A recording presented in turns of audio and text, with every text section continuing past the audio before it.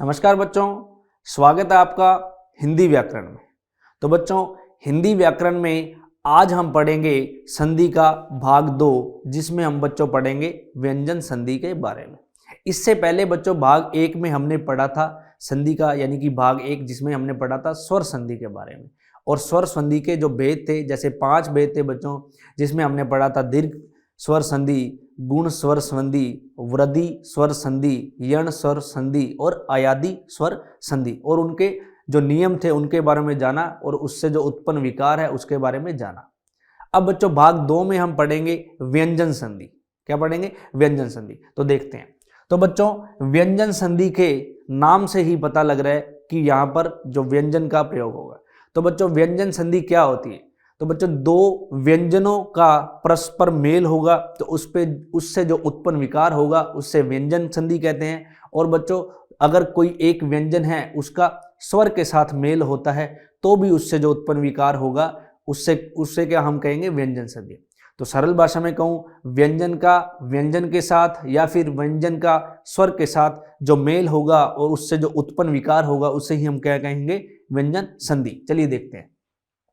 तो बच्चों, स्वर व्यंजन संधि की परिभाषा में देखें कि व्यंजन के साथ व्यंजन या फिर स्वर के साथ या फिर व्यंजन के साथ स्वर का मेल हो तो उससे जो विकार उत्पन्न होगा, यानी कि जो परिवर्तन होगा, उसे ही हम संधि कहते हैं।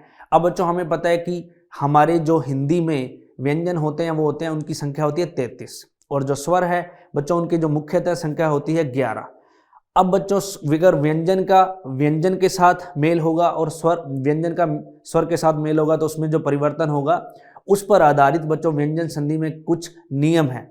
उन नियमों को हम पढ़ेंगे और उन पर आधारित उदाहरण समझेंगे। चलिए देखते हैं। तो बच्चों देखिए, सबसे पहले हम पढ़ेंगे इसमें नियम नंबर क। तो ध्यान से देखिए कि यदि स्पर्श व्यंजनों के प्रथम अक्षर, यानी कि हमारे देखेंगे हमारे पास जो क वर्ग है, च वर्ग है, ट वर्ग है और त वर्ग है, इनके आगे, इनके यानी कि प्रथम वर्ग यानी कि क, च, ट, त, इनके आगे कोई स्वर अथवा किसी वर्ग का तीसरा या चौथा वर्ण।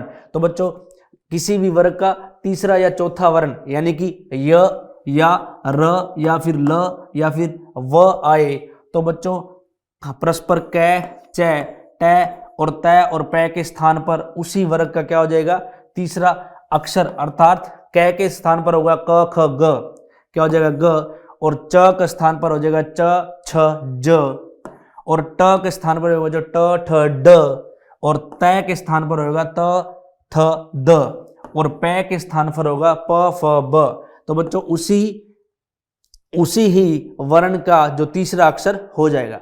अब बच्चों, इस नियम को हम समझेंगे उदाहरण के द्वारा। जैसे देखिए हमारे पास यहाँ पर है उदाहरण दिक् प्लस अंबर। तो बच्चों यानी कि यहाँ पर क्या है? क, यानी कि क वर्ग का हमारे पास पहला अक्षर है क और आगे हमारे पास आया अ।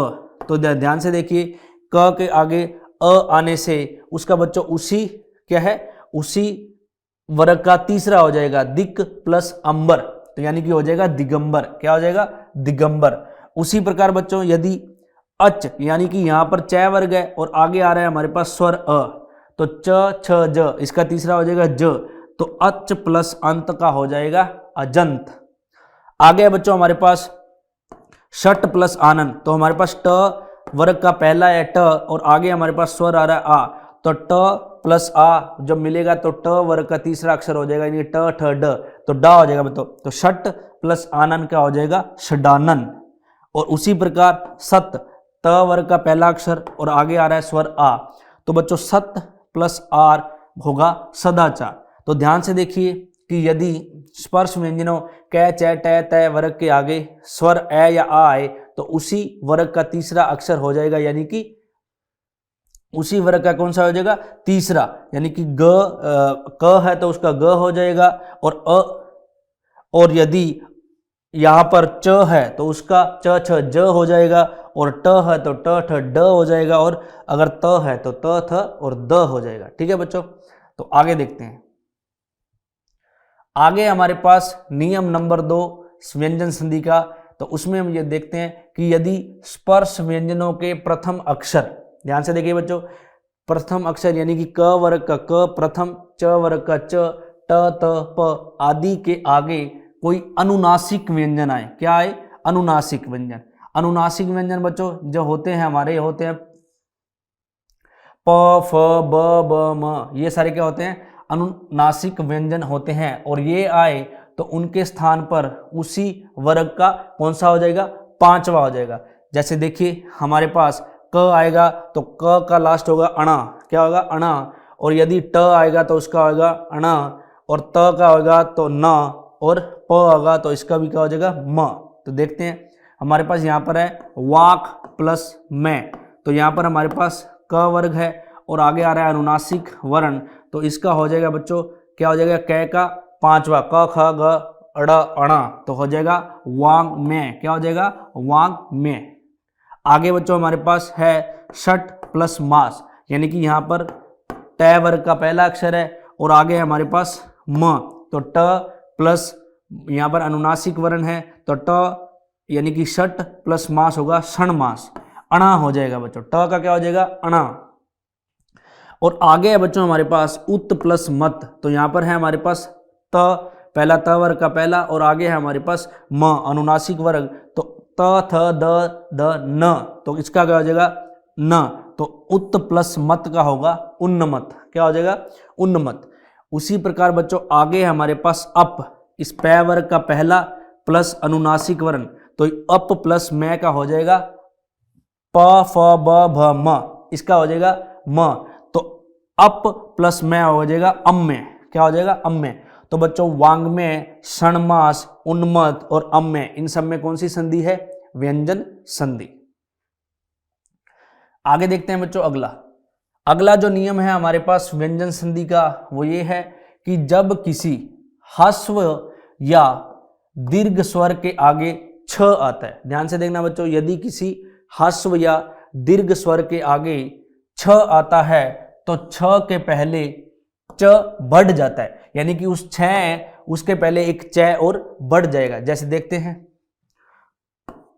तो परी, यानी बच्चों यहां पर हमारे पास स्वर क्या है? ई, और आगे आ रहा है छ, तो देखो परी प्लस छेद होगा परिच्छेद, यहां पर परिच्छेद में आजा जो च है वो और जुड़ जाएगा बच्चों, तो परी प्लस छेद इसका होगा परिच्छेद, और परिच्छेद में कौन सी संधि होगी? व्यंजन संधि। और परिच्छेद का यदि हमसे संधि विच्छेद पूछे तो होगा परी प्लस छेद। ठीक है बच्चों।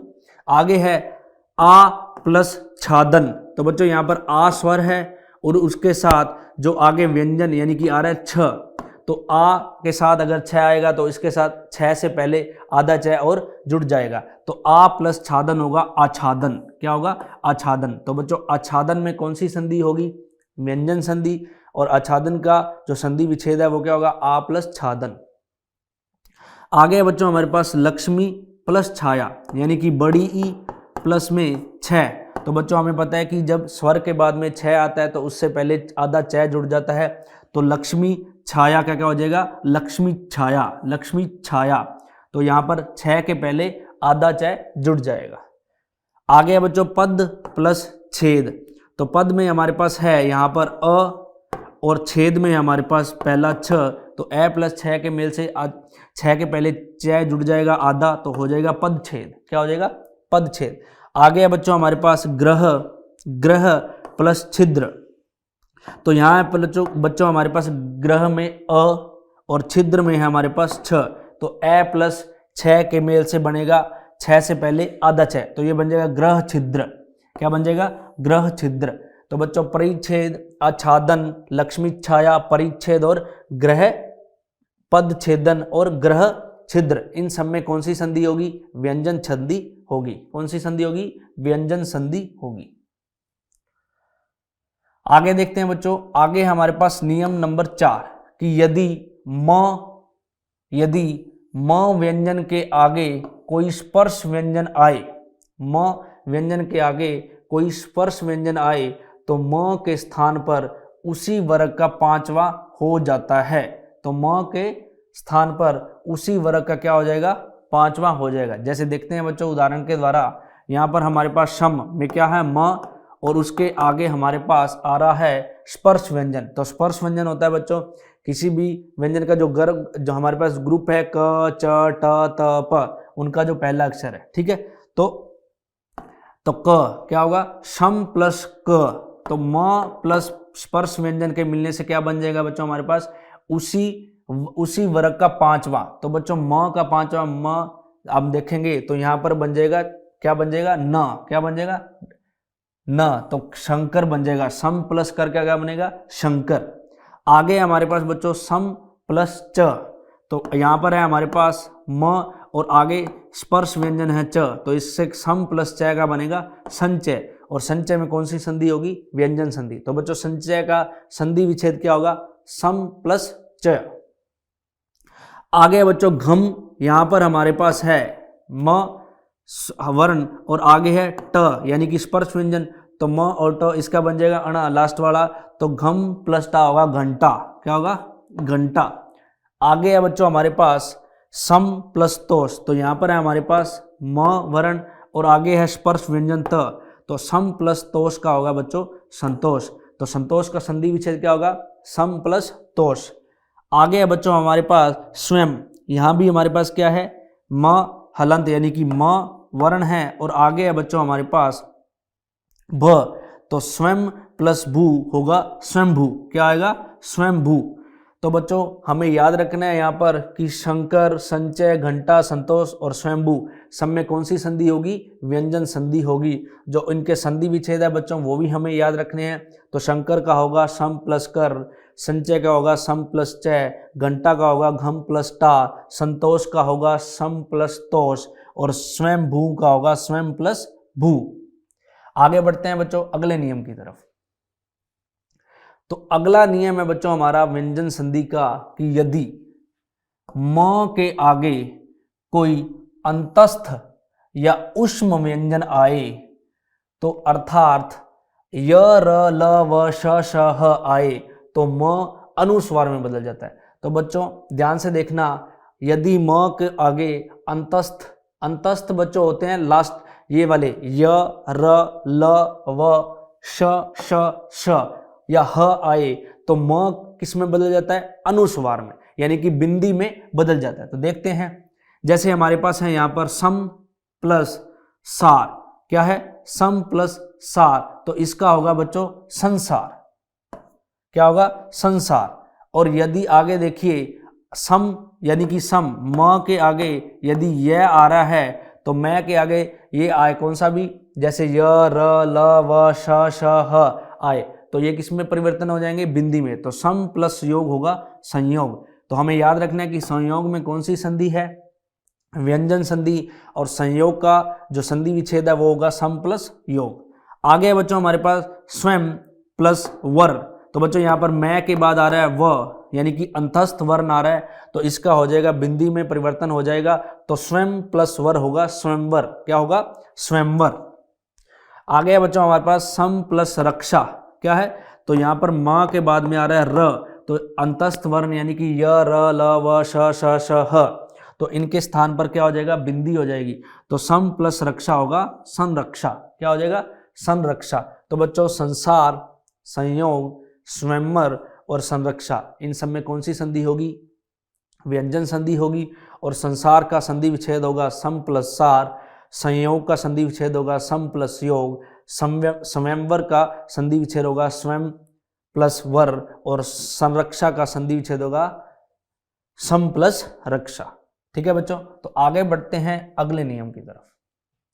आगे बच्चों हमारे पास नियम है कि यदि त और द के आगे ज या झ आए, ठीक है बच्चों ध्यान से देखना, त या द के आगे परस्पर ज या झ आए तो ज में बदल जाएंगे, किस में बदल जाएंगे, ज में बदल जाएंगे। दोबारा से बच्चों बोलते हैं कि यदि त और द के आगे ज या झ आए तो परस्पर किस में बदल जाएंगे, ज में बदल जाएंगे।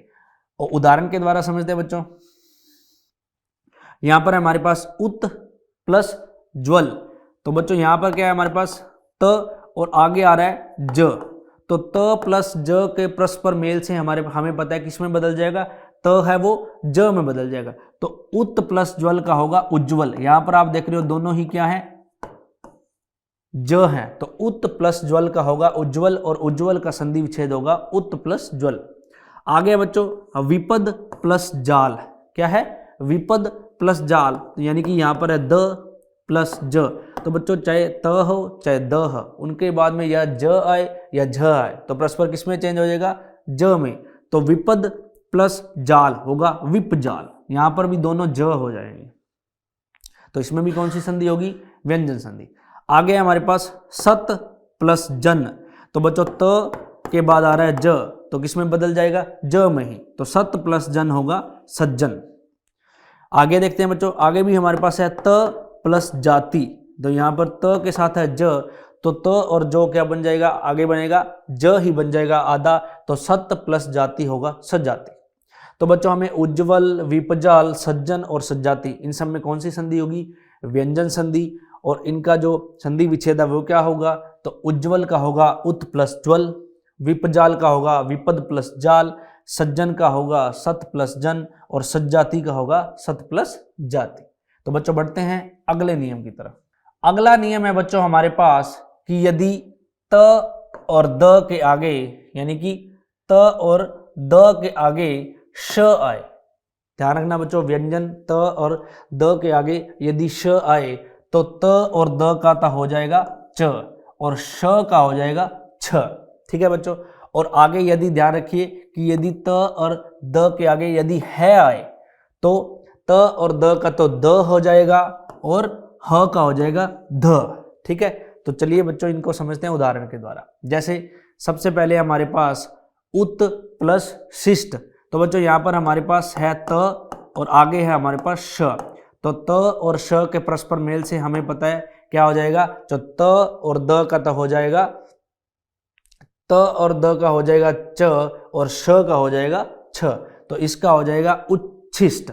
तो त और श, तो इनका देखो त का इनका तो हो जाएगा च और इस श का हो जाएगा छ में, तो उत प्लस शिष्ट का होगा उच्छिष्ट। तो बच्चों उच्छिष्ट में कौन सी संधि है? व्यंजन संधि। उच्छिष्ट का संधि विच्छेद क्या होगा? उत प्लस शिष्ट। आगे बच्चों हमारे पास तत् प्लस शरीर, तो यहाँ पर त के आगे आ रहा है श, तो बच्चों त के आगे श आए तो त का तो हो जाएगा च और श का हो जाएगा छ, तो तत् प्लस शरीर का होगा तत्शरीर। क्या होगा? तत्शरीर। तो तत्शरीर में कौन सी संधि है?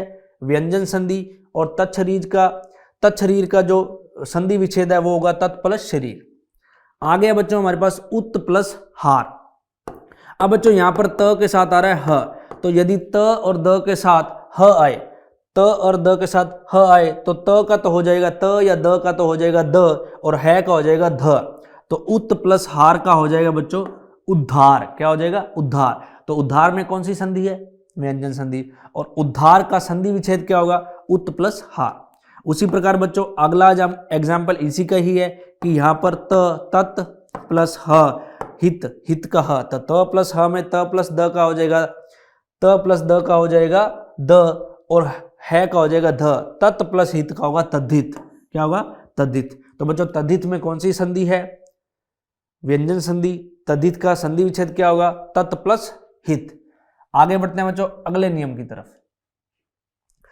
अगला नियम है हमारे पास कि यदि च और ज के बाद, ध्यान से देखना बच्चों, यदि च और ज के बाद न आए, क्या आए? न आए, तो न के स्थान पर या हो जाता है, ठीक है बच्चों। इसको इस प्रकार भी लिख सकते हैं।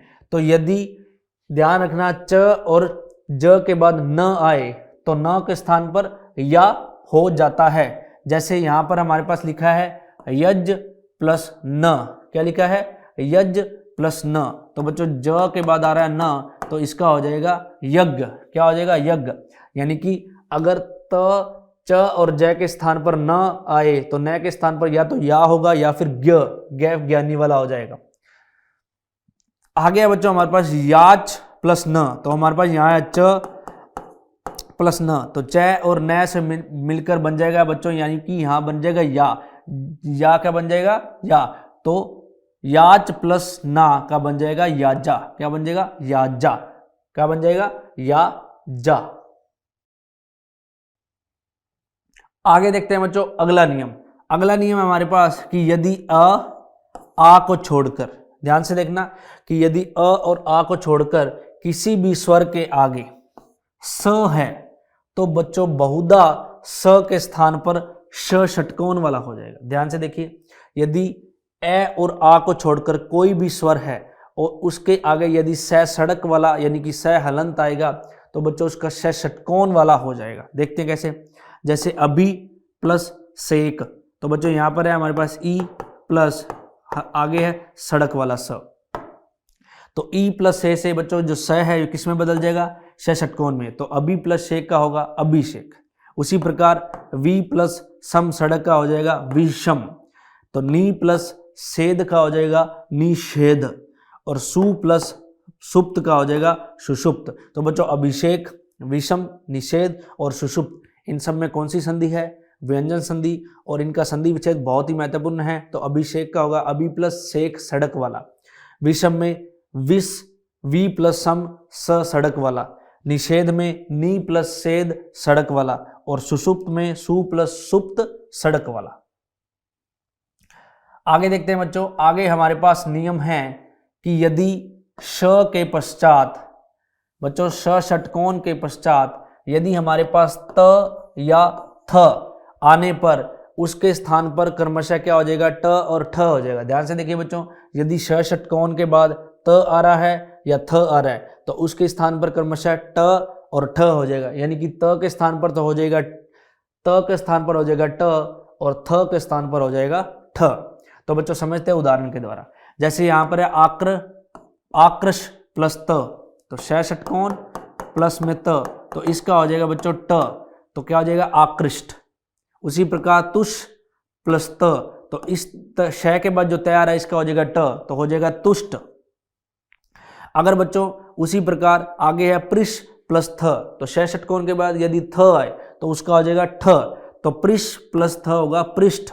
उसी प्रकार शिष प्लस थ का होगा शिष्ट। तो बच्चों आकृष्ट, तुष्ट, पृष्ठ और पष्ठ, इन सब में कौन सी संधि होगी, व्यंजन संधि, और इनका हमें याद रखना है कि आकृष्ट का संधि विच्छेद होगा हमारे पास आकृष प्लस त, तुष्ट का होगा तुष प्लस त, और पृष्ठ का होगा पृष प्लस थ, और षष्ठ का होगा शश प्लस थ।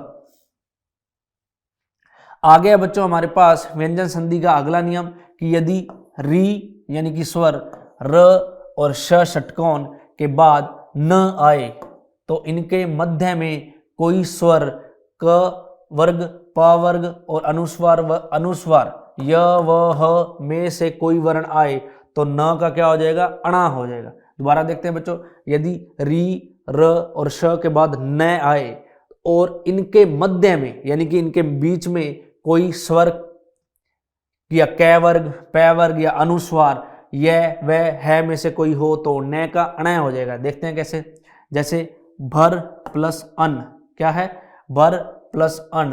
तो बच्चों ध्यान से देखिए, यहाँ पर स्वर है, क्या है, स्वर है, और आगे हमारे पास र, ठीक है, और उस यानी कि न के बीच मध्य में क्या है, स्वर है, और बाद में आ रहा है न। ध्यान से देखिए, र के बाद में न आ रहा है और इनके मध्य में स्वर आ रहा है, तो बच्चों इस न का अणा हो जाएगा, तो भरण, भर प्लस अन का हो जाएगा भरण। उसी प्रकार बच्चों यदि श षटकोण है और आगे लास्ट में न है और मध्य में हमारे पास अ है तो इस न का क्या हो जाएगा, अणा, तो भूषण।